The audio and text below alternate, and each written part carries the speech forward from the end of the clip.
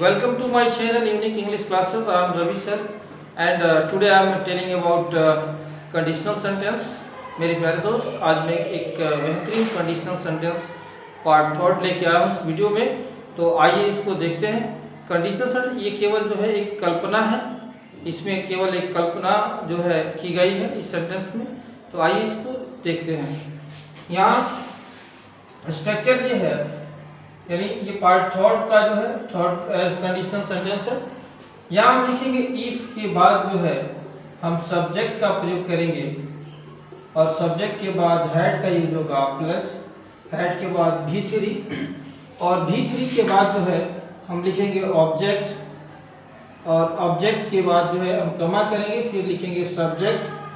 Subject के बाद हम लिखेंगे would have plus V3 plus object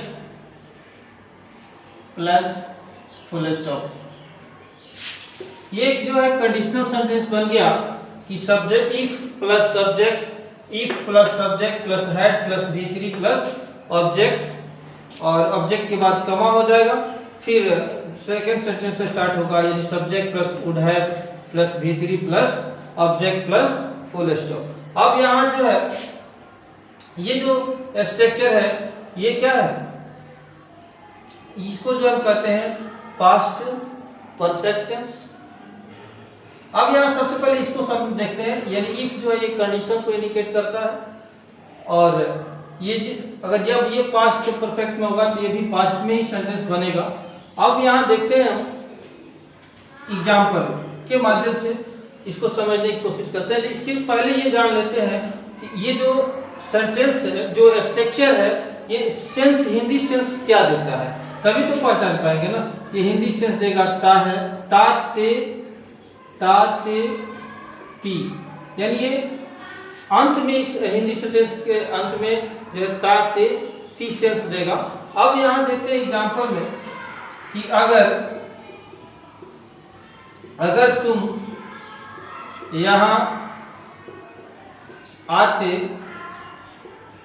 तो मैं तुम्हारी मदद करता, यानी अगर तुम यहाँ आते तो मैं तुम्हारी मदद करता। अब यहाँ जो है जब इसको ट्रांसलेट करेंगे ना, तो ट्रांसलेट करते समय सबसे पहले स्ट्रक्चर पे जाएंगे, क्योंकि स्ट्रक्चर अगर आपको याद है तो आप कितना भी बड़ा से बड़ा सेंटेंस को आप आसानी से सॉल्व कर सकते हो। तो यहाँ देखते हैं कि अगर, यानी अगर के लिए क्या करेंगे, इफ का प्रयोग करेंगे। इफ के बाद हमें लिखना है सब्जेक्ट। यहाँ क्या लिखेंगे, सब्जेक्ट, यानी सब्जेक्ट क्या है, तुम है, तो यहाँ क्या लिखेंगे, यू के बाद हमें लिखना क्या है, हैड, यानी स्ट्रक्चर के अनुसार यहाँ क्या होना चाहिए, हैड होना चाहिए। और इसके बाद हमें V3 लिखना है, यानी इसके बाद जो हम चले जाएंगे यहाँ लास्ट में, तो यहाँ क्या है, आना, आते हैं यानी आना, तो यहाँ क्या हो जाएगा, ये जो है V3 का यूज करना है, तो V3 क्या हो जाएगा, कम हो जाएगा, यहाँ लिखेंगे कम। और इसके बाद क्या बचा है इसमें, यहाँ, तो इसके लिए क्या करेंगे, हियर का यूज करेंगे।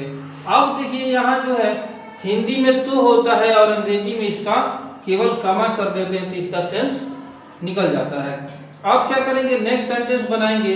नेक्स्ट सेंटेंस बनाने के लिए सबसे पहले सब्जेक्ट की आवश्यकता है। यहाँ सबसे पहले क्या लिखेंगे, सब्जेक्ट। सब्जेक्ट क्या है, मैं, तो यहाँ क्या लिखेंगे, आई के बाद देखेंगे कि सब्जेक्ट के बाद हमें लिखना है वुड हैव, तो यहाँ क्या करेंगे, लिखेंगे वुड हैव। इसके बाद है मदद करना, तो मदद करना का इंग्लिश क्या हो जाएगा, हेल्प होता है। क्योंकि यहाँ V3 का यूज करना है इसलिए हेल्प में ed जोड़ देंगे, हेल्पेड हो जाएगा। और इसके बाद क्या बच रहा है जी, तुम्हारी, तो तुम्हारी के लिए क्या लिखेंगे यहाँ, यू, यानी if you had come here I would have helped you, यानी अगर तुम यहाँ आते तो मैं तुम्हारी मदद करता। नेक्स्ट आइए एग्जांपल देखते हैं। नेक्स्ट एग्जांपल है कि अगर तुम कठिन परिश्रम, अगर तुम कठिन परिश्रम करते तो तुम सफल हो जाते। अगर तुम कठिन परिश्रम करते तो तुम सफल हो जाते। अब इसको जब हम ट्रांसलेट करेंगे तो देख रहे हैं आप, बड़ा से बड़ा सेंटेंस को भी हम आसानी से स्ट्रक्चर के माध्यम से आसानी से बना सकते हैं। अब इतना बड़ा सेंटेंस है ना, इसको बनाना है बिल्कुल इजी है। जैसे मान लीजिए हमने कहा अगर, तो अगर के लिए आप लिख दो इफ। इफ के बाद है सब्जेक्ट यानी तुम। इस सेंटेंस में तुम के लिए क्या लिख दोगे, यू लिखोगे।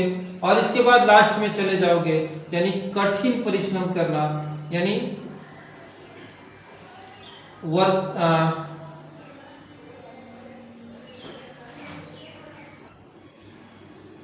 तो आइए देखते हैं कि इफ, अगर तुम कठिन परिश्रम करते तो तुम सफल हो जाते। तो इफ यू और इसके बाद कठिन परिश्रम यानी लिख देंगे वर्केड हार्ड। और तो के लिए करेंगे, लिखेंगे क्या, कमा कर देंगे। और तुम सफल हो जाते यानी लिखेंगे फिर सब्जेक्ट यू हो जाएगा। इसके बाद क्या हो जाएगा, वुड हैव का यूज करेंगे, यानी यहाँ हो जाएगा वुड हैव। और वुड हैव के बाद जो है सफल हो जाते यानी गॉट सक्सेस। यानी कहने का मतलब if you worked hard you would have got success, यानी अगर तुम कठिन परिश्रम करते तो तुम सफल हो जाते। तो आइए कुछ और एग्जाम्पल देख लेते हैं। एग्जाम्पल है कि अगर तुम यहाँ रहते तो मैं तुम्हारी मदद करता। इसको बनाना होगा तो सबसे पहले लिखेंगे क्या, अगर के लिए लिखेंगे इफ के बाद लिखेंगे सब्जेक्ट, यानी सब्जेक्ट तुम है तो यू हो जाएगा। और इसके बाद जो है रहते यहाँ, यानी रहना का इसके पहले लिखेंगे सब्जेक्ट के बाद हम हैड का यूज करेंगे। और रहते यानी हो जाएगा लिव्ड। और यहाँ के लिए हो जाएगा क्योंकि हैड के बाद हमें भीतरी का यूज करना होता है। अब यहाँ तो है, तो के लिए करेंगे कमा। और इसके बाद क्या है कि मैं तुम्हारी मदद करता, यहाँ लिखेंगे आई वुड, क्योंकि सब्जेक्ट के बाद हमें वुड हैव का यूज करना है, वुड हैव लिखेंगे। और इसके बाद भीतरी का यूज करना है यानी हेल्पेड, मदद करना यानी हेल्पेड हो जाएगा। और तुम्हारी के लिए लिखेंगे यू, यानी if you had lived here I would have played, I would have helped you. ठीक है। अब आइए देखते हैं कि अगर वर्षा होती तो मैं इस काम को करता। इसको जब ट्रांसलेट करेंगे तो लिखेंगे अगर के लिए इफ, वर्षा के लिए यहाँ लिखेंगे इट रेनेड, सॉरी इट हैड रेनेड हो जाएगा, इट हैड रेनेड। और इसके बाद जो है तो कमा कर देंगे। और इसके बाद मैं इस काम को करता तो लिखेंगे आई वुड हैव डॉन, क्योंकि भीतरी का यूज करना है तो डू का जो है डू V1 होता है, डीड जो है V2 होता है। और डॉन क्या होता है, भीतरी हो जाता है, यहाँ भीतरी हो जाएगा।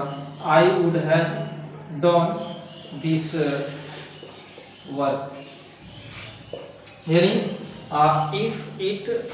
if it had rained I would have done this work, यानी अगर वर्षा होती तो मैं इस काम को करता। यहाँ जो है नेक्स्ट एग्जांपल है कि अगर तुम मुझसे मिलते तो मैं इस समस्या का समाधान कर देता। तो यहाँ सबसे पहले क्या लिखेंगे, इफ लिखेंगे, अगर के लिए इफ का यूज करेंगे। और इसके बाद जो है लिखेंगे तुम, यानी यू हो जाएगा। और इफ के बाद अब लिखेंगे मिलना, यानी इसके पहले हैड लिखेंगे और मिलना का इंग्लिश हो जाएगा मीट। और मुझे के लिए मी कर देंगे। ठीक है, यानी if you had meet me. अब क्या करेंगे, तो के लिए कमा कर देंगे। अब यहाँ चलेंगे नेक्स्ट सेंटेंस बनाने के लिए। तो सबसे पहले लिखेंगे सब्जेक्ट, सब्जेक्ट है मैं, तो यहाँ क्या हो जाएगा आई। आई के बाद जो है स्ट्रक्चर के अनुसार हमें वुड हैव का प्रयोग करना है। इसके बाद जो है हम इसके बाद यहाँ चलेंगे कि समस्या का समाधान कर देता, यानी सॉल्व, और इस समस्या है solve this problem, solve this problem. यानी कहने का मतलब if you had meet me I would have solve this problem, यानी अगर तुम मुझसे मिलते तो मैं इस समस्या का समाधान कर देता। यह वीडियो जो है आपको कैसा लगा जरूर मुझे कमेंट करके आप बताएंगे, और ये वीडियो जो है ज़्यादा से ज़्यादा आप शेयर करें अपने दोस्तों के पास। इस वीडियो को सभी को ज़रूरत है, पूरे भारत के बच्चों को ज़रूरत है, तो ज़्यादा से ज़्यादा आप लाइक शेयर और कमेंट करें ताकि जो है ये बच्चे जो है सभी को के पास जो है ये वीडियो मिले। यह वीडियो देखने के लिए आपको बहुत बहुत धन्यवाद। Thank you very much.